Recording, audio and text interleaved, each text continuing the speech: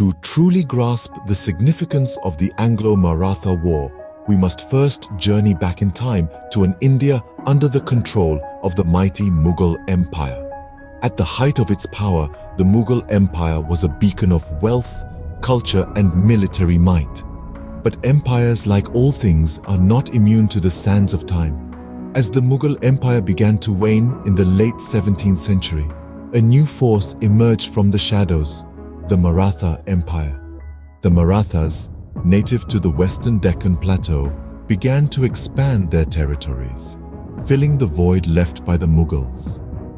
Meanwhile, halfway across the world, the British East India Company was steadily gaining a foothold in India.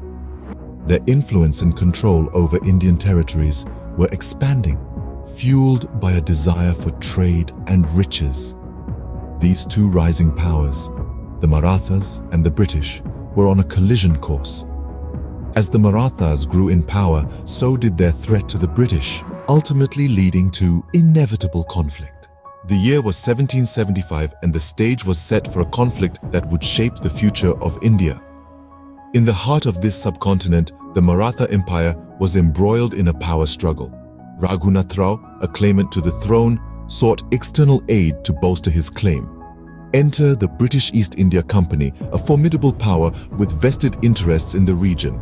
The Treaty of Surat, inked in the same year, marked the official beginning of the Anglo-Maratha War.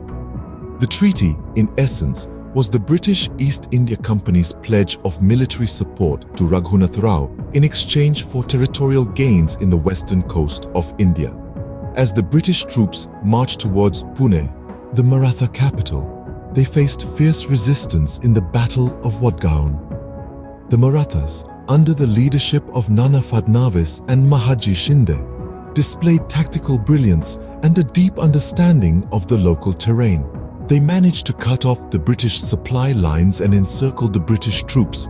The result? A resounding Maratha victory and a British retreat. But the Battle of Wadgaon was just one of the many. The conflict spread to different parts of the Maratha Empire, each battle a testament to the Marathas' resilience and the British's strategic prowess. From the plains of Pune to the arid regions of Gujarat, the war raged on, leaving a trail of destruction in its wake.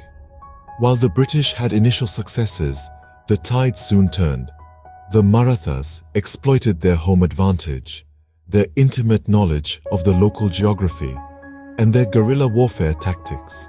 These strategies, coupled with the British's logistical issues and the onset of the monsoon, put the British forces on the back foot. The war was far from over, but the British, finding themselves in a precarious position, sought a temporary respite. The result was the Convention of Wadgaon, a short-lived truce that marked a momentary halt in the hostilities.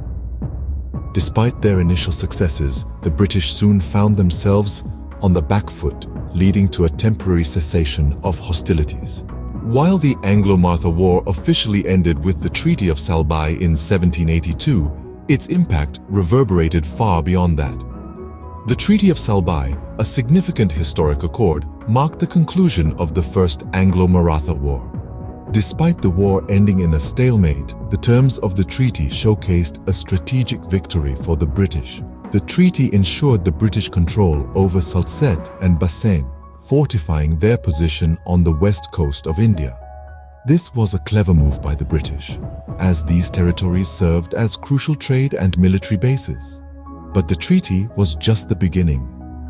The subsequent years witnessed more Anglo-Maratha wars, each intensifying the British influence over the Indian subcontinent.